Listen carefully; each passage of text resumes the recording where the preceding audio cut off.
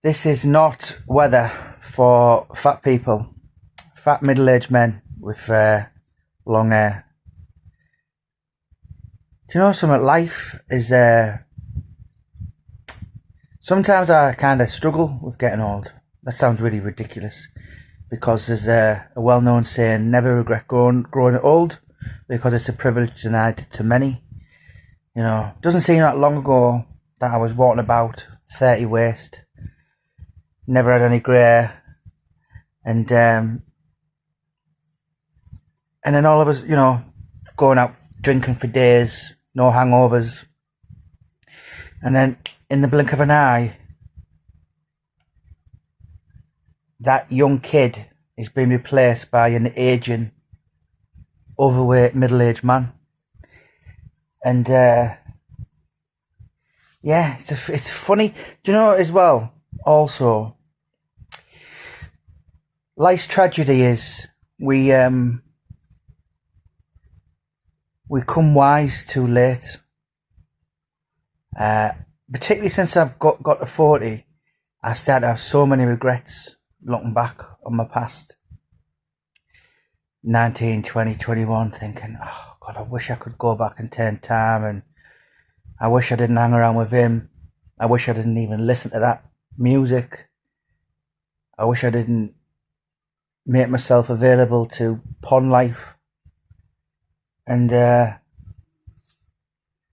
it's like I just got a real sense of regret. Particularly the last 2.5 years. But and I've spoke about this for hours upon hours on end with Alex Reid, because we're in the same boat regarding a certain situation I don't really want to go into. But he said, you can't do nothing about that, or we can't do nothing about that. All we can do is be good from now on. Like, think of yourself as dead, and then go on to think, right, this is my first day. And I get things right now, kind of.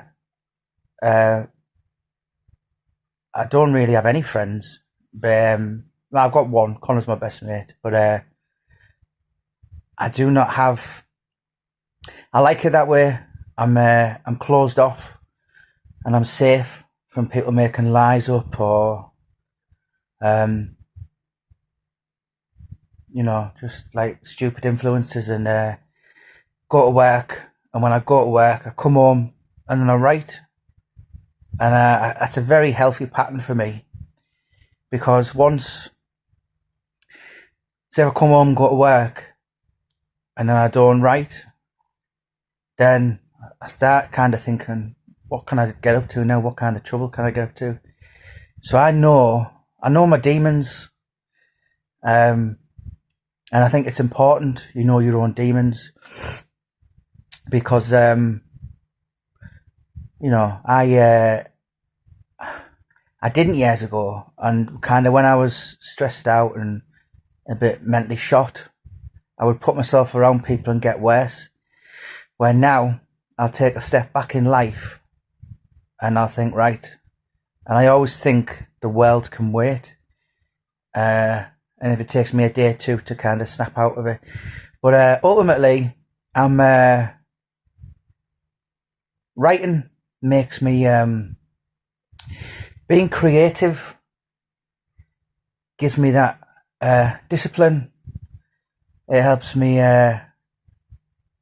function in a really positive light, because when I stop and I leave myself with Jamie Boyle, that's when I'm in bad company. So I have to be strict with myself and go to work and come home and write, and that's what keeps me happy. A lot of people have said, how could you write? How did you do 19 books in 4 years to the very day? And I was full-time then. Since the COVID come, cost of living and all that, no one's got money for gas, electric, petrol. So who wants to buy a book? So the business, the asses fell out of it. But what I did was I would just work 7 days a week non-stop, because I'm an addict in life. And once, and I didn't understand this years ago, you know, when I was 8, 9, 10, I was addicted to Celtic Football Club. Go to games, double figures in a season with my dad. Then I kind of fell in love with boxing. Always around the gyms and going to fights and all this, and then foolishly got involved with drugs and crap and stuff that probably keeps me awake at night these days. Even though it was like, I'm 44 and that was like more than half my life ago. But I can just get addicted to anything. And I choose these days to not be around people, not be around bad influences, and choose to work daily. So when I finish my 9-hour shift where I work, around people, I've got a really good job. I suppose I'm the duty manager on a night, but when I come home and I work, because that keeps me in a state of, I like to be productive, as I said, because once I kind of step off and I start drinking or and I'll always be like that, I'll be like that if I'm 88, if I'm still here. So I have to kind of be on top of myself and feed my addictions with writing and meeting interesting people and listen to the stories. And the last couple of years I've met some people, sat with them, and some of them have been like really famous. And I've told you loads of times, I once upon a time had posters of Alan Thompson on my bedroom wall, and then I went on to write his biography and meet and speak to some of the people and talk to them, but pretend I wasn't starstruck. I would just be sat looking at them thinking, I was in love with you when you play for Celtic. Do you know what I mean? And other top world champions and people around the boxing world, and I've kind of accumulated this kind of what's the word? Not luxury, but it's like a way of life, kind of. If I need to speak to someone or advice, I can ring them up, or and I think, that was free weight world champion Ricky Burns I just spoken to, and he's just giving me advice about the trolls and all this kind of stuff, or Josh Warrington and James English has said just ignore the trolls, because that was a big thing I could never deal with years ago. I can now,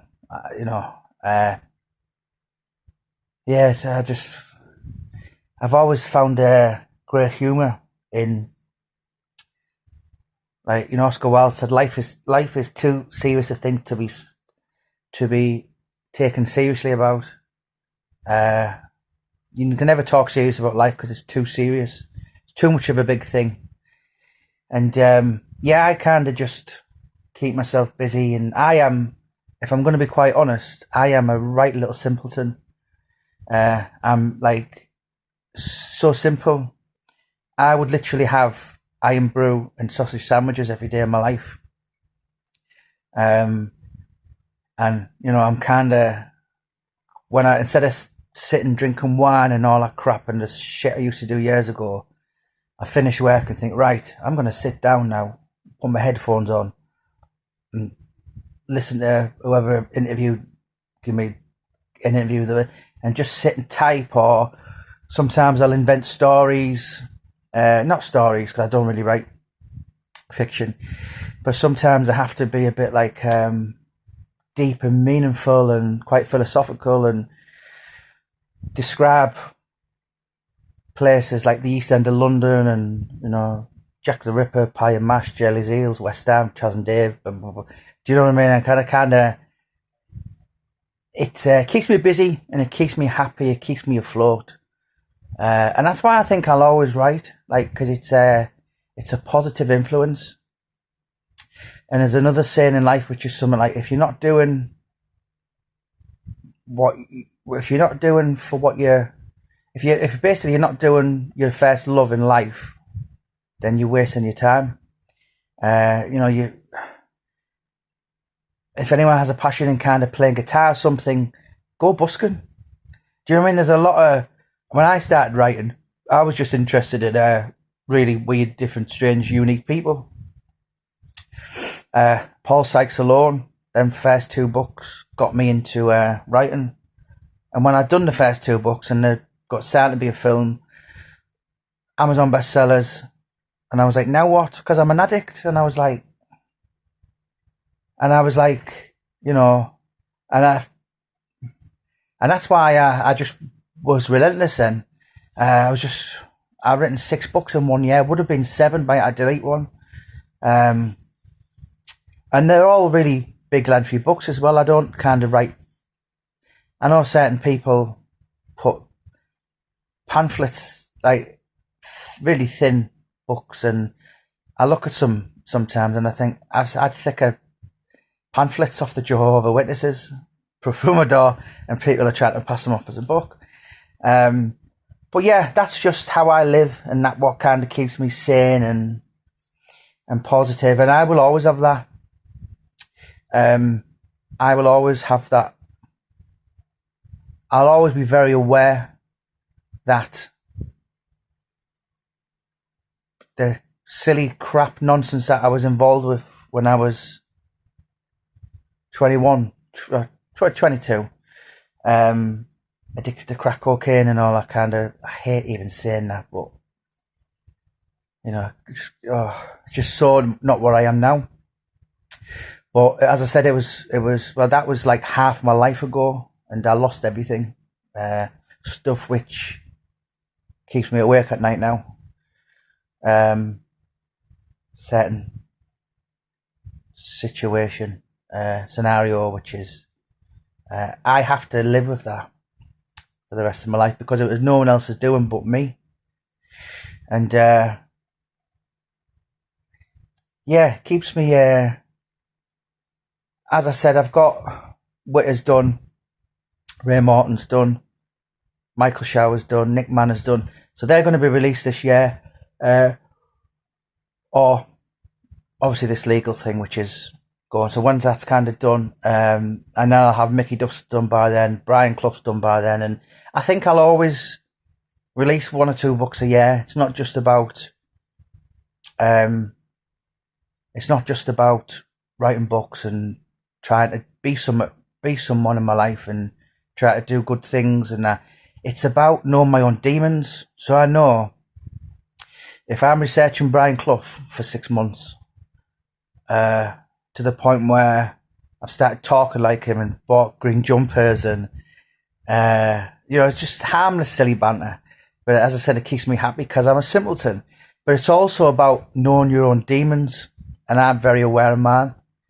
I'd never used to be, certainly when I become 41, and cocked up now and again, and I just thought, I don't want to do that again. I don't want to feel like this anymore. And that's the reason why I'll start work tonight, finish 7:30, get home, have a shower, and then I'll bleed on the laptop. I'll either type someone's interview, what they've told me, or I'll write an introduction, or I'll write an ending, and I'll research populations, how high was the poverty levels in whatever book I'm doing, that creativeness, that busyness, I'm not even sure that's a word, but you get my point. But that's what keeps me happy, and that's what keeps me sane. And the minute I get off that, then that's when I'm in trouble. And I always have to fight to keep that in bay, because I live with demons like every addict. But I choose these days to I would just replace them. And Chris Eubank said, what is genius? To be a genius at something is to be obsessed. And what is obsession? It's being a genius in one field. So, and that's why I've achieved kind of, sod off. I'll have to go my thingy. But that's how I've kind of achieved, just because I was obsessed with Paul Sykes, Lee Duffy, Brian Clough, whatever. That's so annoying, I can't even turn that off. It's my alarm to get up and go to work. But yeah, and you know what? For as long as I have this insurmountable addiction inside me, I think it's healthy for writing books. Right, I need to go. This video has been sabotaged by Jamie Boyle again. See how lethal I am. Set an alarm and I can't even turn it off.